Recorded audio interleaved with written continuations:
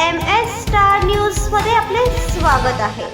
ज्योत घेऊन येत असलेल्या भाविकांच्या गाडीला काळाचा घाला, मंगळवेढ्यातील दोघांचा मृत्यू, 19 जण गंभीर जखमी।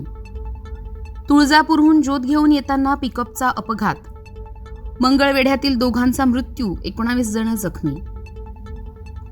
तुळजापूरहून गोणेवाडी तालुका मंगळवेढा येथे ज्योत घेऊन जाणारी चारचाकी पिकअप ही सोलापूर मंगळवेढा राष्ट्रीय महामार्गावरील कामती खुर्द येथे रस्त्याच्या कडेला असलेल्या खड्ड्यात उलटली।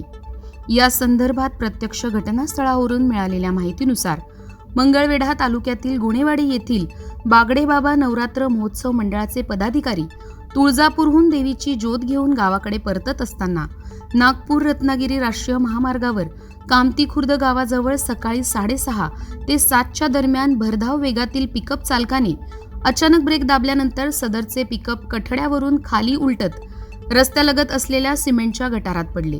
यात 2 जण ठार झाले असून 19 जण जखमी असल्याची प्राथमिक माहिती पोलिसांनी दिली आहे। घटनास्थळी कामटी पोलीस ठाण्याचे पोलीस कर्मचारी उपस्थित राहून जखमींना उपचारासाठी जवळच्या शासकीय रुग्णालयात दाखल केले गेले आहे। या अपघातात प्रदीप क्षीरसागर वय 28, नेताजी कराळे वय 30, दोघे राहणार गोणेवाडी तालुका मंगळवेढा अशी मयत दोघांची नावे आहेत।